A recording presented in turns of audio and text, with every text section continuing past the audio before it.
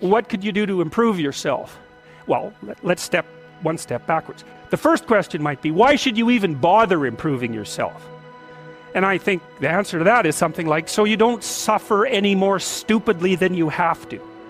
And maybe so others don't have to either. It's something like that. You know, like there's a real injunction at the bottom of it. It's not some casual self-help doctrine. It's that if you don't organize yourself properly, you'll pay for it, and in a big way, and so will the people around you. Now, and you could say, well, I don't care about that, but that's actually not true. You actually do care about that, because if you're in pain, you will care about it. And so you do care about it, even if it's just that negative way, you know. It's very rare that you can find someone who's in excruciating pain who would ever say, well, it would be no better if I was out of this. Sort of pain is one of those things that brings the idea that it would be better if it didn't exist along with it. It's incontrovertible. So you get your act together so that there isn't any more stupid pain around you than necessary. Well, so then the question might be, well, how would you go about getting your act together? And the answer to that, and this is a phenomenological idea too, it's something like, look around for something that bothers you and see if you can fix it. So now you think, well, let's say you go into you can do this in a room. It's quite fun to do it just when you're sitting in a room, like a room, maybe your bedroom. You can sit there and just sort of meditate on it and think, okay, if I wanted to spend 10 minutes making this room better, what would I have to do? And you have to ask yourself that, right? It's not a command, it's like a genuine question. And things will pop out in the room that you like, there's a stack of papers over there that's kind of bugging you, and you know that maybe a little order there would be a good thing, and you know, there's some rubbish behind your computer monitor that you haven't attended to for like 6 months, and the room would be slightly better if it was a little less dusty and the cables weren't all tangled up the same way. And like, if you allow yourself just to consider the expanse in which you exist at that moment, there'll be all sorts of things that'll pop out in it that you could just fix. And you know, I might say, well, if you were coming to see me for psychotherapy, this easiest thing for us to do first would just be to get you to organize your room. You think, well, is that psychotherapy? And the answer is, well, it depends on how you conceive the limits of your being. And I would say, start where you can start. You know, if something announces itself to you, which is a strange way of thinking about it, as in need of repair, that you could repair, then hey, fix it. You fix 100 things like that, your life will be a lot different. Now, I often tell people too, fix the things you repeat every day, because people tend to think of those as trivial, right? You get up, you brush your teeth, you have your breakfast, you know, you have your routines that you go through every day. Well, those probably constitute 50% of your life. And people think, well, they're mundane, I don't need to pay attention to them. It's like, no, that's exactly wrong. The things you do every day, those are the most important things you do. Hands down. All you have to do is do the arithmetic. You figure it out right away. So 100 adjustments to your broader domain of being, and there's a lot less rubbish around, and a lot fewer traps for you to step into. And so that's in keeping with Jung's idea about erasing once you've got your mind and your emotions together, and once you're acting that out, then you can extend what you're willing to consider yourself and start fixing up the things that are part of your broader extent. Now, sometimes you don't know how to do that. So you might say, imagine you're walking down Bloor Street and there's this guy who's like alcoholic and schizophrenic and has been on the streets for 10 years. He sort of stumbled towards you and, you know, incoherently mutters something. That's a problem. And it would be good if you could fix it, but you haven't got a clue about how to fix that. You just walk around that and go find something that you could fix, because if you muck about in that, not only is it unlikely that you'll help that person, it's very likely that you'll get hurt yourself.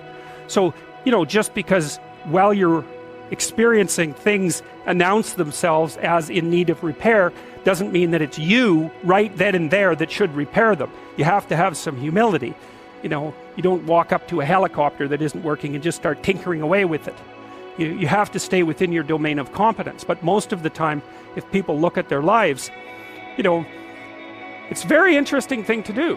I like the idea of the room, because you can do that at the drop of a hat. You know, go back to where you live and sit down and think, okay, I'm going to make this place better for half an hour. What should I do? And you have to ask. And things will just pop up like mad. And it's partly because your mind is a very strange thing. As soon as you give it a name, a genuine aim, it'll reconfigure the world in keeping with that aim. That's actually how you see to begin with.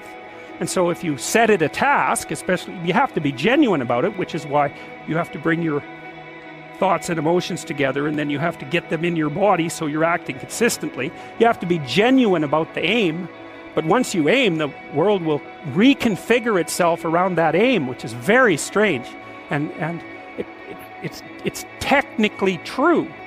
You know, the best example of that, you have all seen this video where you watch the basketballs being tossed back and forth between members of the white team versus the black team, and while you're doing that, a gorilla walks up into the middle of the video and you don't see it. It's like, you know, if you thought about that experiment for about 5 years, that would be about the right amount of time to spend thinking about it. Because what it shows you is that you see what you aim at. And that, man, if you can get one thing through your head as a consequence of even being in university, that would be a good one. You see what you aim at. And so because one inference you might draw from that is, be careful what you aim at. Right? What you aim at determines the way the world manifests itself to you. And so if the world is manifesting itself in a very negative way, one thing to ask is, are you aiming at the right thing? Now, you know, I'm not trying to reduce everybody's problems to an improper aim. People get cut off at the knees for all sorts of reasons. You know, they get sick, they have accidents. There's a random element to being, that's for sure. And so you don't want to take anything, even that particular phrase, too far. You want to bind it with the fact that random things do happen to people, but it's still a great thing to ask.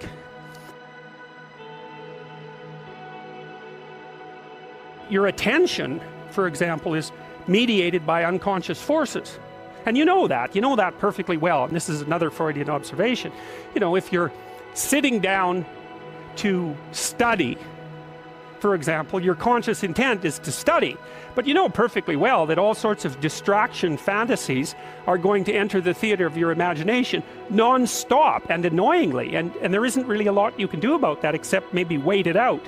You know, so you'll be sitting there reading and your attention will flicker away. You'll think about, I don't know, maybe you want to watch Jane the Virgin on Netflix or something like that, or maybe it's time to have a peanut butter sandwich, or you should get the dust bunnies out from underneath the bed, or it's time to go outside and have a cigarette, or maybe it's time for a cup of coffee, or it's like all these subsystems in you that would like something aren't very happy just to sit there while you read this thing that you're actually bored by, and so they pop up and try to take control of your perceptions and your actions non-stop.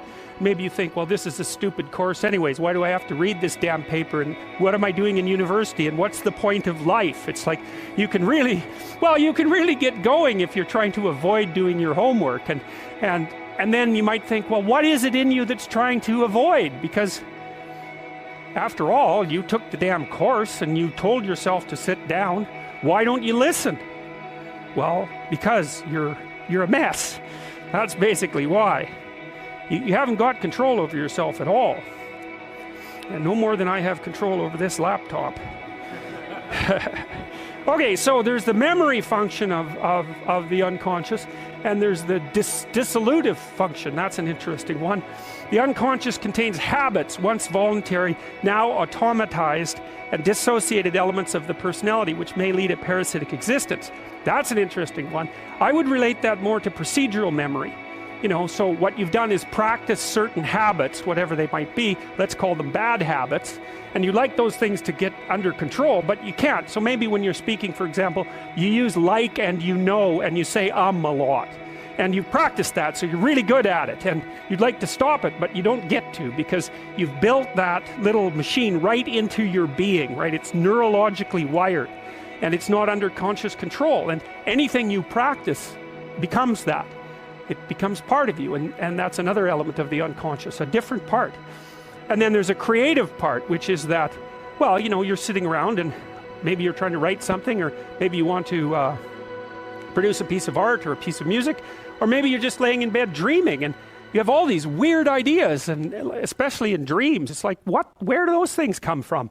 And even more strange, one of the things that's really weird about dreams, and almost impossibly weird, is that you're an observer in the dream. It's like a dream is something that happens to you. Well, you're dreaming it, theoretically, so how is it that you can be an observer? It's almost like you're watching a video game or a movie, but you're producing it, at least in principle, although the psychoanalysts would say, well, no, not exactly. Your ego isn't producing it. Your unconscious is producing it. It's a different thing. It's a different thing. And of course, Jung would say, well, it's deeper than that. The collective unconscious might be producing it. It's in some sense, it isn't you exactly, or it isn't the you that you think of when you think of you. And that's the ego from the Freudian perspective, the you that you identify with. That's the ego. And outside of that is the unconscious, the id. That's more the place of impulses, and you could think about those as the biological subsystems that can derail your thinking, right? And that govern things like hunger and sex and aggression and your basic instincts is another way of putting it. And it's a reasonable way of thinking about it, because these are subsystems that you share with animals. You share them certainly with mammals. You share most of them with reptiles. You share a lot of them with amphibians, and even going all the way down to crustaceans. There's commonality, for example, in the dominance hierarchy circuits. And so these are very, very old things. And the idea that you're in control of them is, well, you're not exactly in control of them.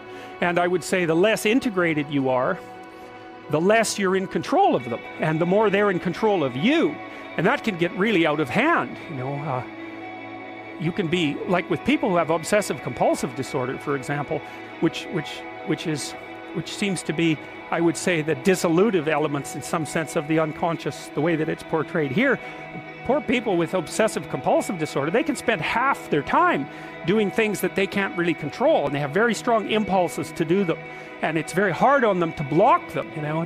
They'll almost panic if those things are blocked. And then you have people with Tourette's syndrome, you know, that they'll be doing all sorts of weird dances and spouting off obscenities and imitating people without being able to control it, and sometimes a little bit of antipsychotic medication can dampen that down, but it's as if there are these autonomous semi-spirits inside of them that grip control over the behavior and make them do things. And you know, you find that to some degree in your own life, because maybe you've become very attracted to someone, even maybe you don't want to be attracted to the person, and then you find yourself, you know, texting them when you know perfectly well that you should be going to bed, and you know, you're in a grip of something, and you can't control it, and that's all part of the unconscious and all part of what Freud was studying.